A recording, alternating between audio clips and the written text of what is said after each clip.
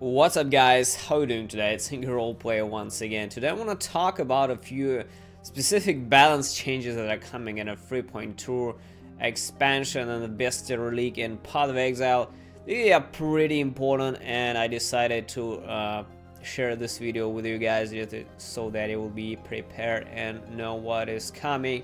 So the first thing is Zana will not have the breach this league, so Zana 8 will not have breach, and there is a reason for that, because people really spammed Zana 8 breach to get a lot of divination card drops and a ton of density and farm burial chambers like crazy for the doctor cards.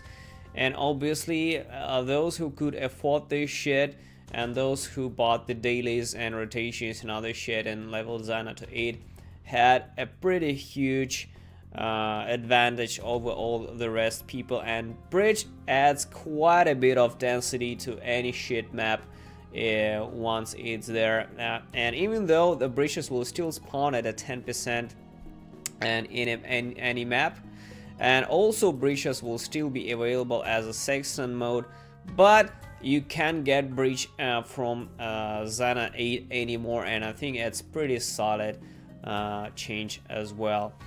So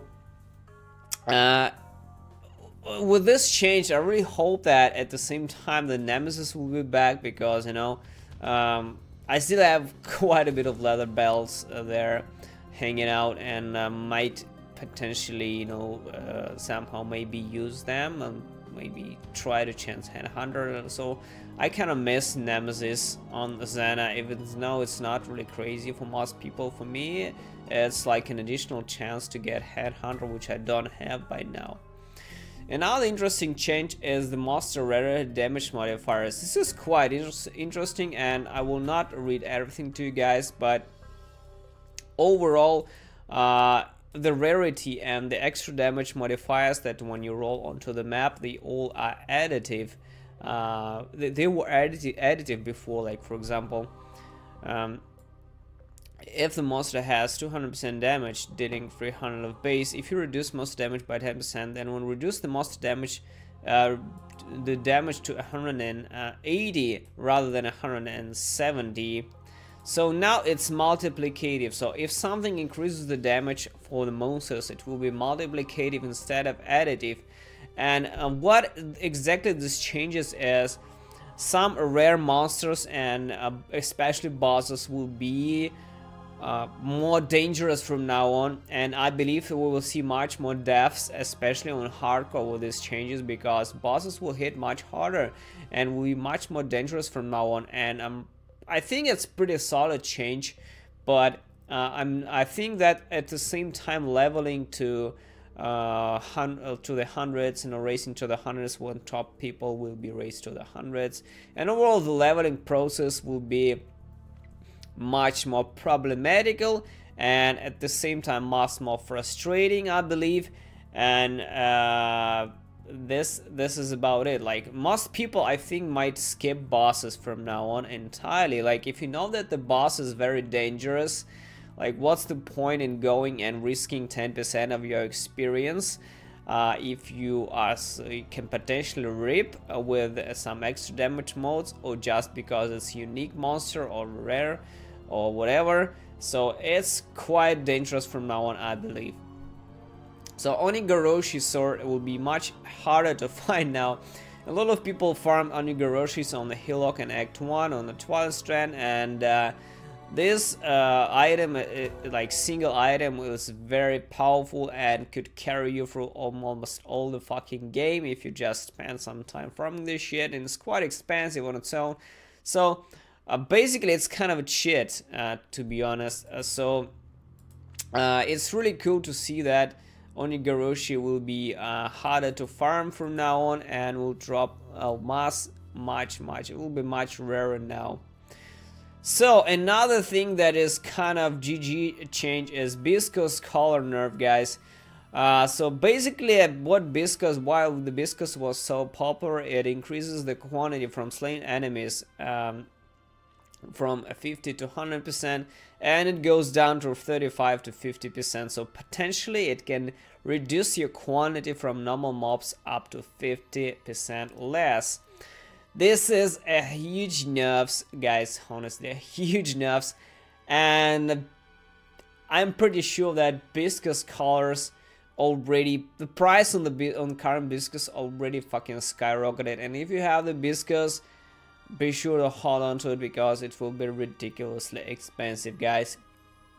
Now, why Biscos was so popular is because quantity effectively increases all items that drop from the enemies, including the divination cards and the currency, while rarity only increases the drops of actually the rare items and the unique items like the orange and the yellows, while quantity, just like a multiply, would multiplies everything. So you get more rare items, more unique items, but at the same time you get more of everything, like the divination cards, like the currencies, exile orbs, chaos orbs, everything.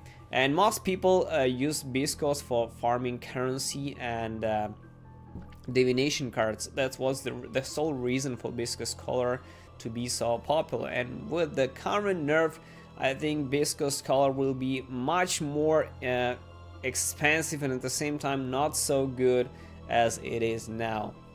So, and the last and the most important thing that a lot of people were asking for a lot of time, now there is a limit of how many Sextants you can apply to your Atlas.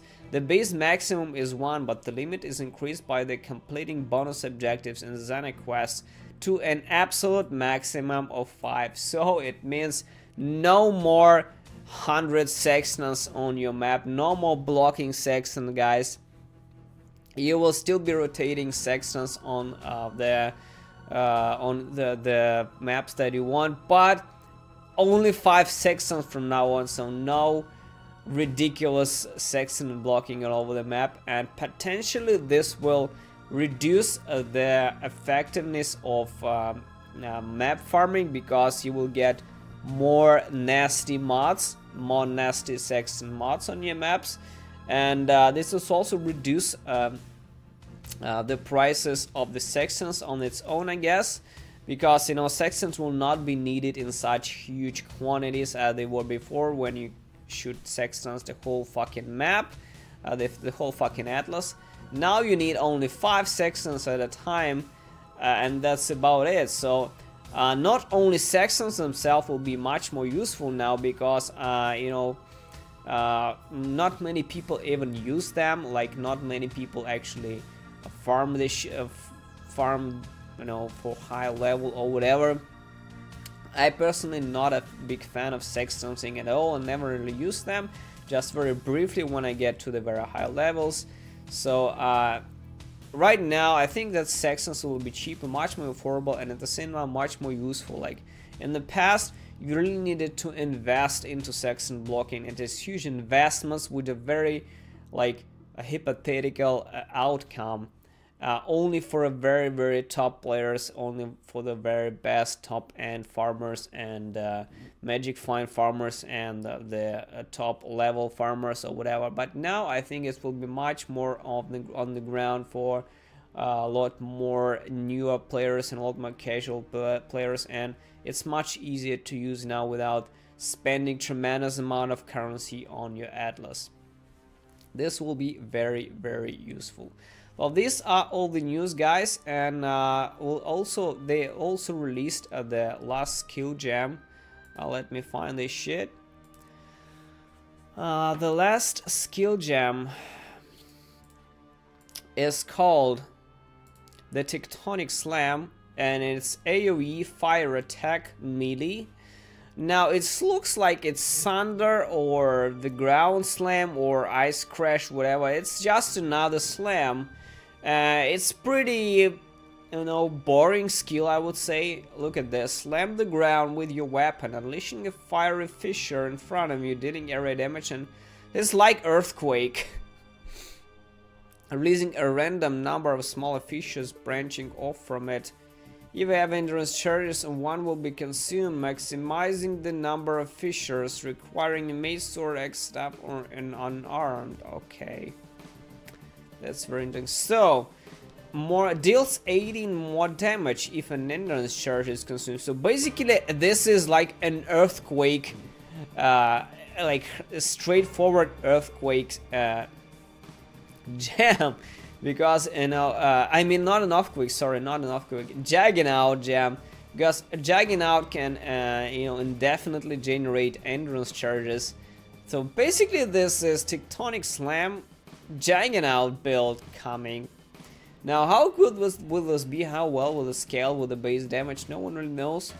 But I really like that. I'm really kind of liking the skill gem now, even though it looks very similar to Earthquake and all the rest shit like the Ground Slam and Ice Crash and all the crap. Now this is also the Spectral Shield Throw and the Summon Phantasmon kill support. While this doesn't really look like it's very strong, but no, up to 10 Phantasm summon at a time, so I think that the number has been increased. It was 5, I believe, before. So it looks very interesting, but you know, it needs time for to be tested, like how good are phantasms at all. As for the Spectral Shield Throw, I'm really hyped on this one, and this is what I'll be playing as my starter. I'm really wanted to test the Blessed Shield from Diablo 3 in Path of Exile. So this is what I will be playing, guys. As a starter, I'm pretty settled. Even though it will be slow, I'm still curious about this. I already have like the build plan for the Spectral Shield Throw, so we'll see what happens. So this is it, guys. Thanks for watching, and in the next video I will be also going over the ascendancy changes, because that will be quite a bit of them.